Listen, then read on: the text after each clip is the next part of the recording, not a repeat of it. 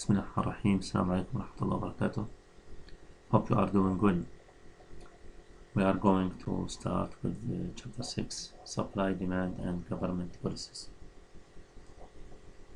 Already we have seen how supply and demand determine the price of a good and the quantity of goods sold, and also we have seen how various events shift supply and demand and thereby change the equilibrium price and quantity. In this chapter, which offers our first look at policy, here we analyze various types of government policy using only the tools of supply and demand. We begin by considering policies that directly control prices. For example, rent control laws dictate a maximum rent that landlords may charge tenants. Minimum wage laws dictate the lowest wage that firms may pay workers. Going directly to the controls on prices are usually enacted when policymakers believe the market price is unfair to buyers or sellers, result in government-created price ceilings and floors. To see how price controls affect market outcomes, let's look once again at the market for ice cream. As we saw in chapter 4, if ice cream is sold in competitive market, which means free of government regulation,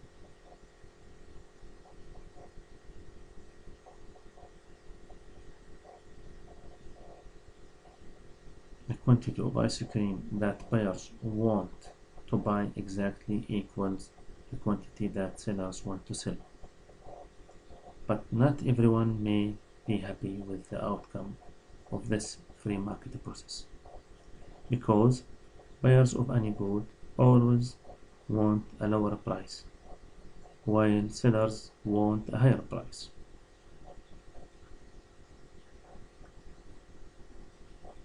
At the market of ice cream, if the ice cream eaters are successful in their looping, the government imposes a legal maximum on the price at which ice cream can be sold.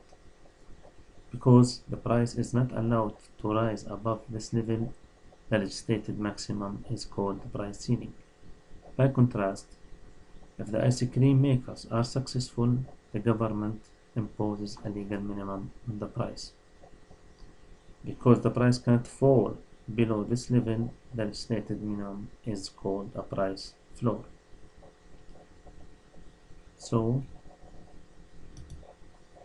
price ceiling, a legal maximum on the price at which a good can be sold.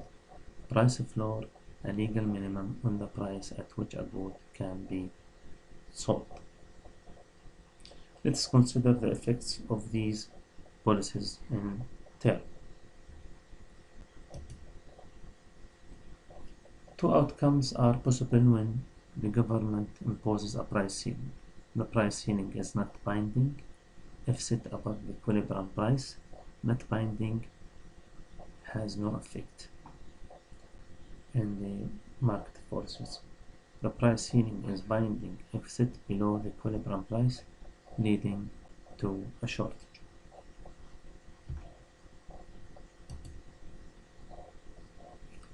Let's see figure 1, a market with a price ceiling.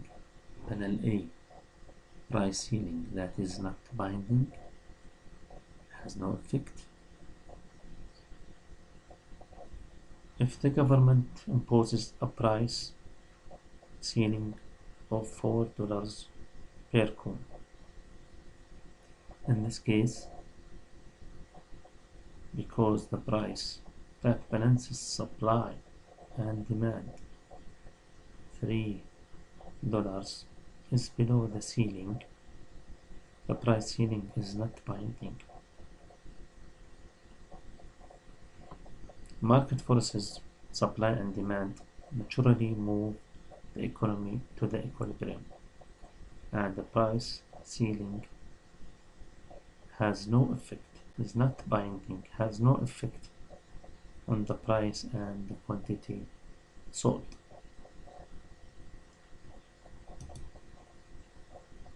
In panel B, a price ceiling that is binding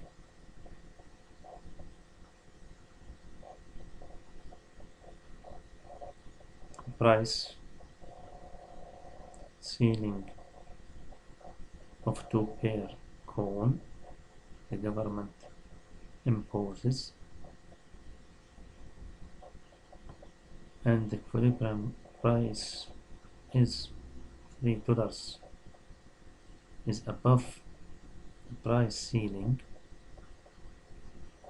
The ceiling is a binding constraint on the market. The forces of supply and demand tend to move the price toward the equilibrium price, but when the market price hits the ceiling, it can by law rise no further. Thus, the market price equals the price ceiling. At this price, the quantity of ice cream demanded 125 cones exceeds the quantity supplied 75 cones.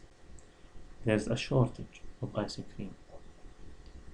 50 people who want to buy ice cream at the going price are unable to do so.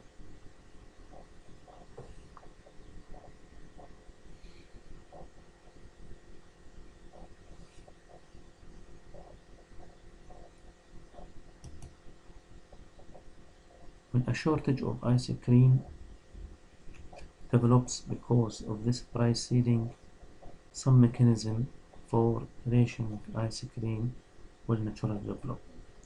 The mechanism could be long lines, which means buyers who are willing to arrive early and wait in line get a cone, but those unwilling to wait do not.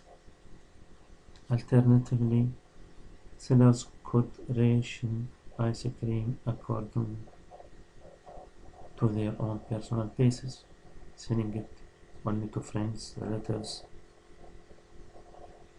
So, this example in the market for ice cream shows a general result. When the government imposes a binding price ceiling on a competitive market, a shortage of the good arises, and sellers must ration the scarce goods among the large number of potential buyers.